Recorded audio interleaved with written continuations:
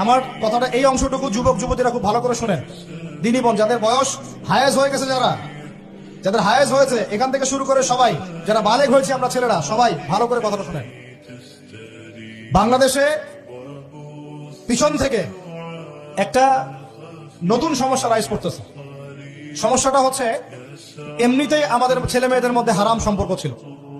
এর স্কুলে কলেজে বিশ্ববিদ্যালয়ে যাচ্ছে, ফ্রি মিক্সিং এ পড়াশোনা করছে, বাসায় পর্ন দেখছে, ওখানে গিয়ে মেয়ের সাথে হারাম সম্পর্ক হচ্ছে, তারপরে প্রেমের সম্পর্কের নামে জেনা হয়ে যাচ্ছে, জেনা হওয়ার পরে ছেঁকা খেয়ে মাদক, তারপরে গান বাজনা বাদ্যযন্ত্র ইত্যাদি ইত্যাদি, জীবনটা শেষ।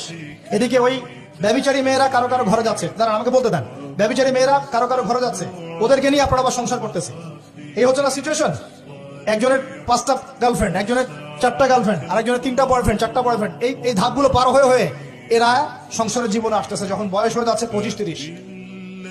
সমস্যা কিন্তু এটা ম্যাক্সিমাম সবার ক্ষেত্রে হচ্ছে বলবো না, অনেক একটা বড় অংশ এই সমস্যা ফেস করতেছে।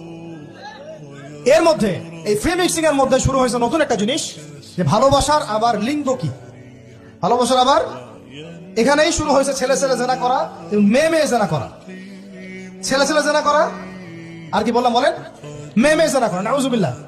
এটা কমে লুত, এর শাস্তি আসবে যদি আমরা তওবা করে ফিরে না আসি।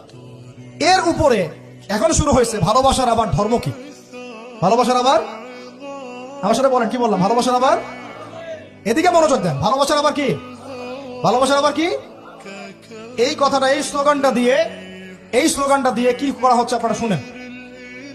অমুসলিম ছেলে মুসলিম মেয়ের সাথে প্রেম করতেছে, অমুসলিম ছেলে মুসলিম মেয়ের সাথে প্রেম করতেছে, বলতেছে ভালোবাসার আবার ধর্ম কি, তুমি আমি একে অপরকে মহব্বত করি, ভালোবাসি, এর মধ্যে ধর্ম আসবে কেন?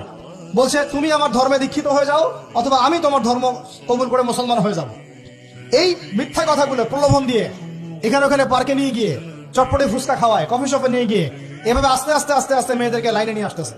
আনার পরে শোনেন, কথা আগে শুনেন, বুঝেন। আপনি ঠিক বললেও ঠিক, এটা না বললেও ঠিক, চলতেছে এটাই সমাজে। এখন কথা হচ্ছে, আমরা যদি আমাদের বোনদের ইজ্জতকে বাঁচাইতে চাই, এই বিষয়টা সম্পর্কে সচেতন থাকতে হবে। মেয়েদেরকে ফুসলিয়ে ফাসলিয়ে এভাবে প্রেমের জালে ফেলে শেষমেশ বেডে নিয়ে গিয়ে ধর্ষণ বা গণধর্ষণ করে মেয়ের ওই ওভারির মধ্যে ওদের বীর্যপাত করে দিয়ে ওই ছেলেটার কোনো খবর পাওয়া যায় না, লাপাত্তা হয়ে যায়।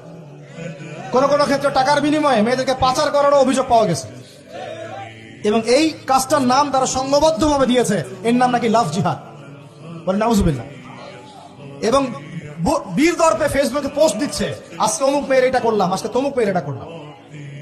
ভিতর থেকে একটা চক্র কাজ করতেছে, এবং এই চক্রের কেউই মুসলিম না, এই চক্রের কেউই কিন্তু মুসলিম না।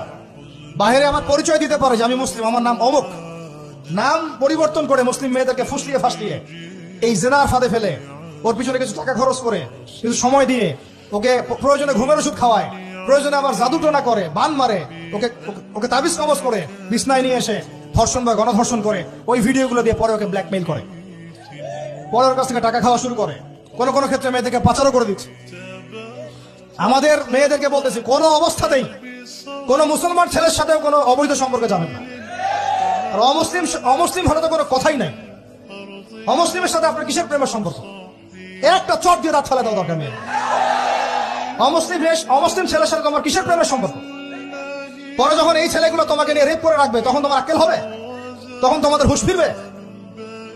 তখন এসে আমাদের কাছে মেসেজ করতেছে, আমার এই সমস্যা হয়েছে, আমাকে এখন আমি কি করবো বলেন। আমাদের ওয়াইফদের কাছে মেসেজ করে, এরকম এরকম হয়েছে আমার সাথে, আমরা কি করবো বলেন। তো তোমাকে কে যাইতে বলছো এই ছেলের কাছে? তুমি তোমার ইজ্জত ওখানে, তুমি তোমার পায়জামা কিভাবে খুললা সেখানে, আর কিভাবে বলবো বলেন?